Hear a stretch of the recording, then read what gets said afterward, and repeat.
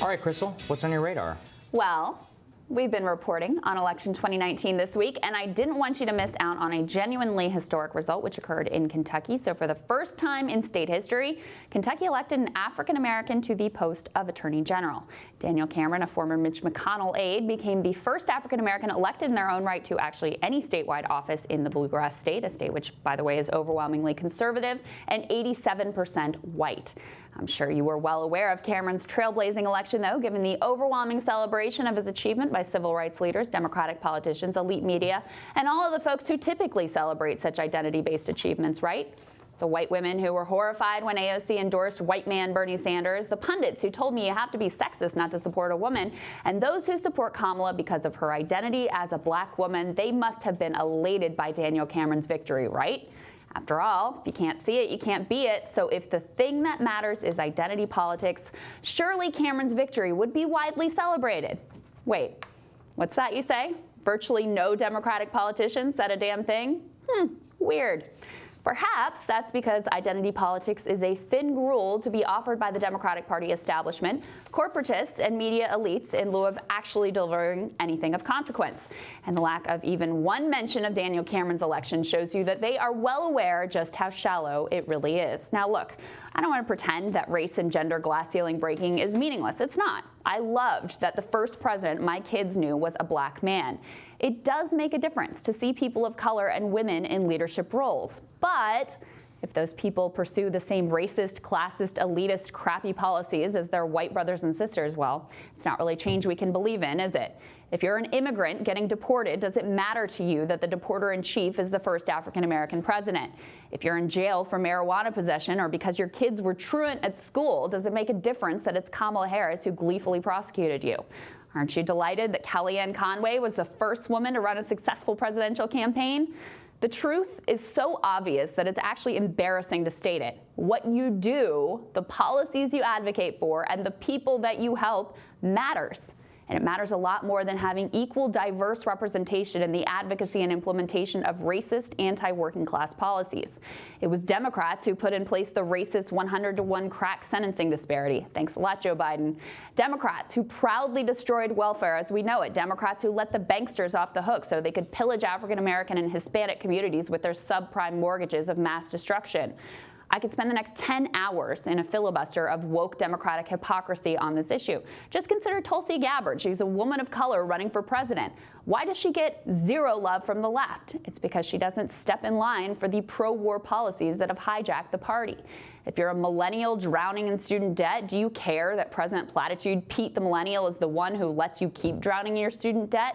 If you're one of the parents of the 70,000 people per year that die of an overdose, do you care about the race, gender, or sexual orientation of the political coward who continues our racist and inhumane war on drugs? Woke people need to wake up. If the Democratic Party wants to win and wants to be about something, then do something for the multiracial working class instead of just changing the race of the so-called leader that runs palliative care for the working people in the giant hospice that both rural and urban America have become.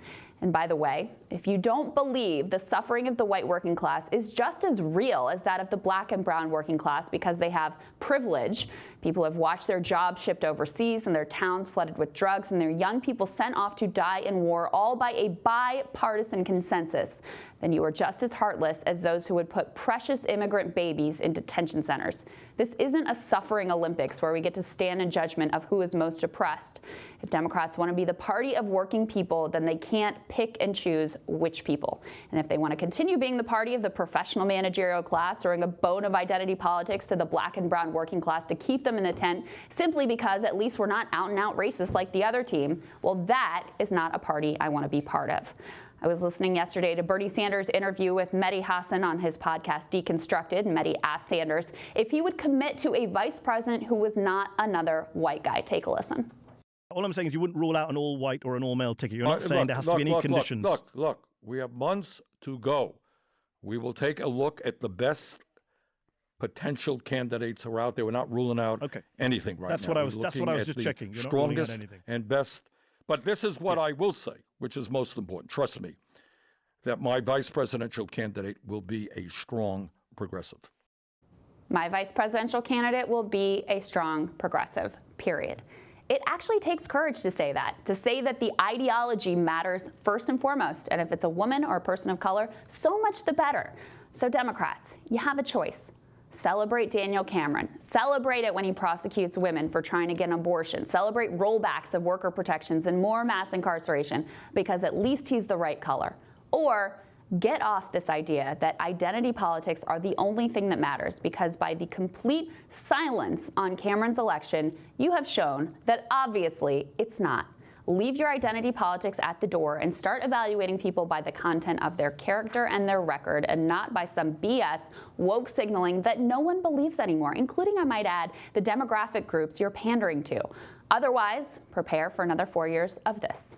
Look how much African American communities have suffered under Democratic control.